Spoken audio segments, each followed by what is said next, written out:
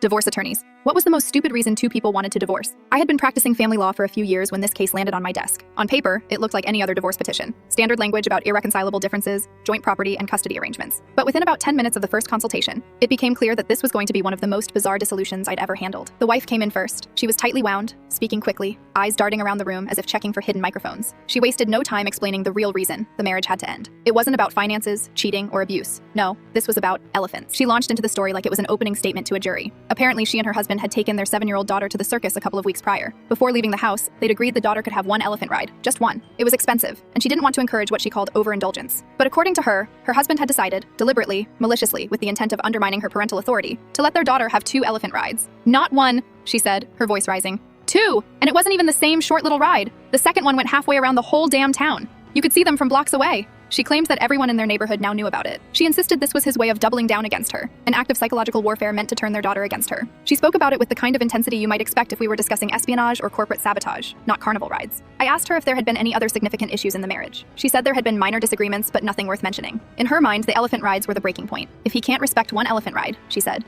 he can't respect me, period. A few days later, the husband came in for his side of the story. He was the polar opposite, laid back, almost amused. He admitted freely to the second elephant ride, but said it wasn't a calculated move. She was smiling so big after the first one, he said. I had a couple of extra tickets in my pocket, and there was no line. It wasn't some grand conspiracy. I just wanted her to have fun. He rolled his eyes at the idea that their neighbors cared or even noticed. It's not like I rented a parade float, he said. It was an elephant at a circus. People probably forgot about it before they got to their cars. Still, he seemed resigned to the fact that the marriage was over. He said this wasn't the first time something small had turned into a massive argument. Last month, it was the pancakes, he told me. Apparently, he'd made their daughter Mickey Mouse-shaped pancakes on a weekday, and his wife accused him of trying to make every day a carnival, to make her look boring. The mediation session was one of the most surreal I've ever sat through. The elephant ride incident dominated the discussion. She brought a printed map of the circus route to show just how far the elephant had traveled. She had photographs she claimed were taken by friends who saw them flaunting it on the ride. She even had a list of neighbors' names who must have seen it happen, as if they could be called as witnesses in a trial. The husband just sat there, rubbing his temples, occasionally muttering, "It was just a ride." When the mediator tried to shift the focus to practical matters like property division and custody schedules, the wife kept circling back to the elephant rides. She insisted there had to be a clause in the custody agreement specifically forbidding either parent from allowing more than one elephant ride per circus visit. The husband shrugged and said, "Fine, whatever." But that wasn't enough. She wanted it in writing. By the end of the meeting, it was clear they weren't going to reconcile. This wasn't about elephants, not really. This was about control, about petty battles that had piled up over the years until something as harmless as an extra ride could serve as the final straw. The divorce went through without much complication beyond that. The custody agreement did, in fact, contain a bizarrely specific clause limiting elephant rides to 1 per child per event, enforceable in the same way as any other provision. Every time I think about it, I picture some future scenario where their daughter is a teenager, rolling her eyes while her parents argue over whether camel rides count as similar enough to trigger the clause. It's been years, but that case still stands out in my mind. Not because it was messy or high stakes, but because 2 adults managed to end a marriage over something that lasted less than 10 minutes,